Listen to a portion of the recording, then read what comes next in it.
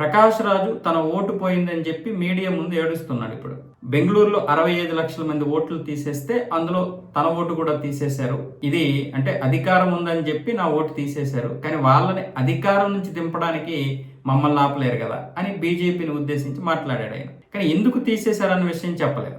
ఆయనకి తెలంగాణలో ఓటు ఉంది, తమిళనాడులో ఓటు ఉంది, కేరళంలో ఓటు ఉంది, కర్ణాటకలో ఓటు ఉంది, ఇది కాకుండా మహారాష్ట్రలో కూడా ఓటు ఉంది. ఇన్ని రాష్ట్రాల్లో ఓట్లుంటే తీసేరా? ఇప్పుడు మొత్తం ఎన్ని రాష్ట్రాల్లో ఓట్లు ఉన్నాయి? 5 రాష్ట్రాల్లో ఓట్లు ఉన్నాయి. ఇవి కాకుండా మరికొన్ని రాష్ట్రాల్లో ఓట్లు ఉన్నాయని చెప్పి అంటున్నారు. గోవాలో కూడా ఉన్నాయని చెప్పి కేసు కూడా నమోదైంది. దానికి సంబంధించి ఈయన కోర్టుకు కూడా హాజరయ్యాడు. బెయిల్ మీద బయటకు రావడం జరిగింది. మరి అన్ని రాష్ట్రాల్లో ఓట్లు ఉన్నాయనే విషయం ఎందుకు చెప్పలేదు?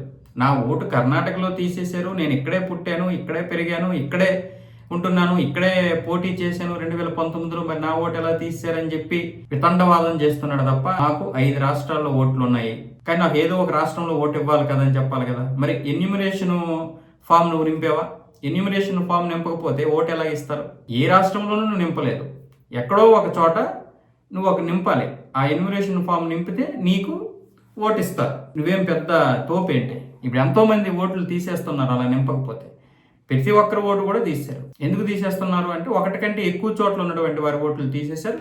మీరు ఎక్కడైతే కావాలనుకుంటున్నారో అక్కడ మాత్రమే ఇస్తారు. అది స్థానికంగా కావచ్చు, లేకపోతే మీరు ఎక్కడైతే జీవిస్తున్నారో అక్కడ కావచ్చు, కానీ ఎక్కడ ఒక చోటే ఇస్తారు. ఆ ఒక చోట ఓటు మాత్రమే మీరు వినియోగించుకోవాలి. ప్రకాష్ రాజు 65 లక్షల మంది కంటే నేను పెద్ద తోపుగాడిని అని ఆయన అనుకుంటున్నారేమో, కానీ బహుశా అది కరెక్ట్ కాదు. ఎందుకు అంటే ఇప్పుడు అదే రాజ్యాంగం ఏం చెప్తుంది? ఒక ఓటే ఉండాలని చెప్తుంది కదా. మరి రాజ్యాంగాన్ని గౌరవించాలని మీరే చెప్తున్నారు కదా. మరి రాజ్యాంగాన్ని మీరు ఎక్కడ గౌరవిస్తున్నారు? పార్లమెంటు సాక్షిగా, రాజ్యసభ సాక్షిగా పాస్ అవుతున్నటువంటి బిల్లుల విషయంలో కూడా మీరు ఎక్కడ గౌరవిస్తున్నారు? వందే మాతరం విషయంలో ఆ 2 చరణాలే పడుతాం, మిగతా 3 చరణాలు పాడము.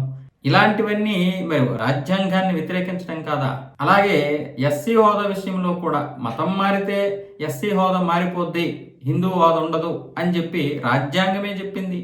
రాజ్యాంగ నిర్మాత అయినటువంటి అంబేద్కర్ గారు దీని గురించి మాట్లాడడం కూడా జరిగింది. ఆయన ఆలోచనతో పుట్టిందే ఈ యొక్క రాజ్యాంగము. మరి వీళ్ళు ఏం చేశారు? మరి దాన్ని గౌరవిస్తున్నారా? ఇదే ప్రకాష్ రాజు మళ్ళీ రాముడిని, కృష్ణుణ్ణి అవహేళనగా మాట్లాడేటటువంటి ఈ పెద్ద మనిషి ఈరోజు సమాజం గురించి మాట్లాడుతున్నాడు, అధికారం గురించి మాట్లాడుతున్నాడు. ఆ రోజు ఓడిపోవడం ఏదైతే జరిగిందో ఆ ఓడిపోవడం అనే దాని మీద మీరు విశ్లేషించుకోవాలి. ప్రజలు ఎందుకు మనకు ఓట్లు వేయలేదు? ఓడిపోవడం తప్పు కాదు, కానీ ఎందుకు వేయలేదన్న విషయం ఏ రోజైనా మీరు విశ్లేషించుకున్నారా? 3 దఫాలుగా బీజేపీ గెలుస్తూ ఉండడం పైనే మీరు ఒక ఫోకస్ పెట్టారు. దాని మీద విమర్శలు చేస్తున్నారు, అక్కస్ కక్కుతున్నారు, కక్ష సాధింపు చర్యలకు కూడా దిగుతున్నారు. ఎలా ఓడించాలన్న విషయం మీద మీరు పోటీ పడి మరి ఇష్టం వచ్చినట్లుగా నరేంద్ర మోదీని, అమిత్ షాని తిడుతున్నారు తప్ప మనం ఎందుకు ఓడిపోతున్నాం, వాళ్ళు ఎందుకు గెలుస్తున్నారన్న విషయం మీకు చేత కాదు.